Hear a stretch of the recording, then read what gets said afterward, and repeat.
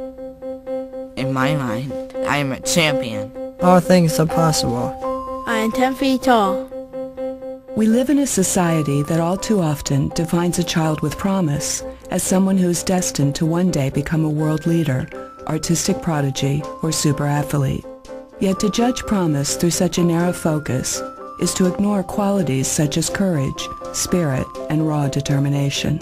In my mind, I am very brave. I am capable of great things. I am full of promise. Each year, more than 10,000 children come to Krieger Institute. Children who are faced with battles and obstacles that few of us could ever conceive. Some are unable to move, others unable to communicate, but they all share one common trait, a strength of mind and purpose that is inspirational to behold. Every child is born with great potential. Shouldn't every child have the chance to achieve it? Jordan is a twin. He's 10 years old. When he was born, he was 1 pound, 11 and a half ounces.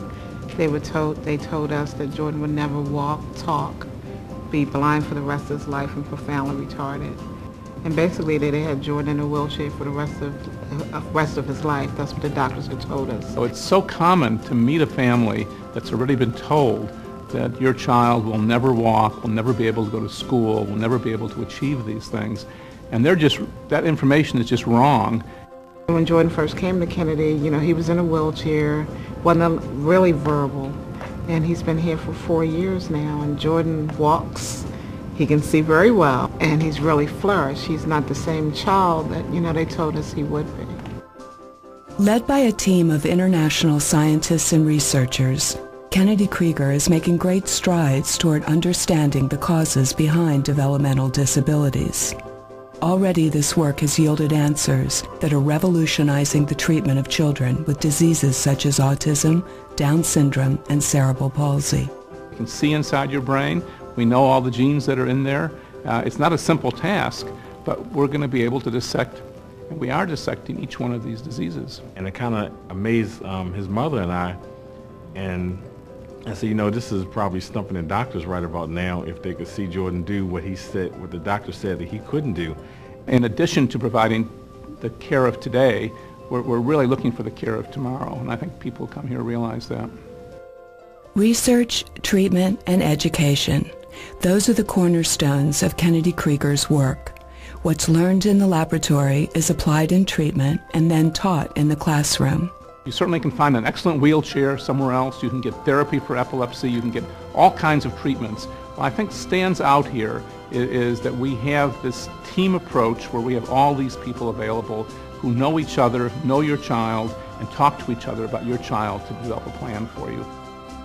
For every child that Kennedy Krieger treats, thousands of others benefit.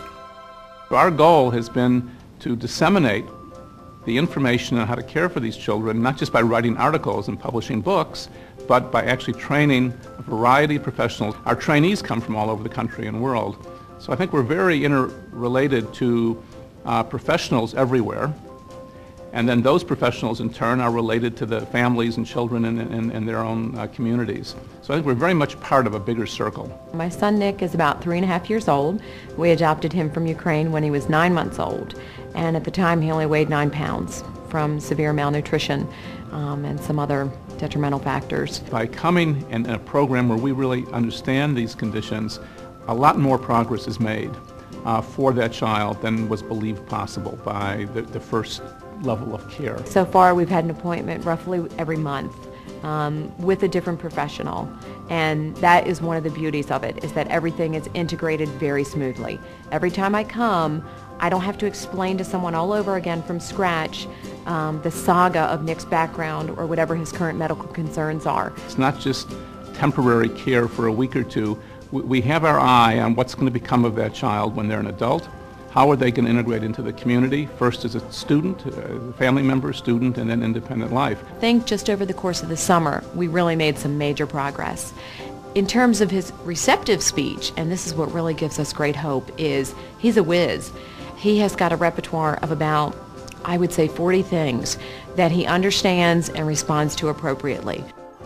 This is a normal human drive is to be able to express yourself and communicate and transport yourself. It's in you, and you don't have to will it. It's in you. And the children don't have to be convinced it's important to communicate or to walk. They want to do that. My hope for Nick, I want him to rejoice that he's here and in the opportunities that he still has, even though other people may see him as limitations. I think the people who say this is just too complicated and too much to achieve are people who don't know these children and who don't know the families and don't know our therapists and our teachers. I think that's one of the best kept secrets about Kennedy Krieger is the love that is really here for these children. It's not about the big medical building, it's not about the hospital, it's not about the school, it's about just day to day loving these children and inspiring them to inspire others. In my mind, I am very strong. I am full of love. I am full of dreams. Every child is born with great potential. Help us ensure that every child has the chance to achieve it.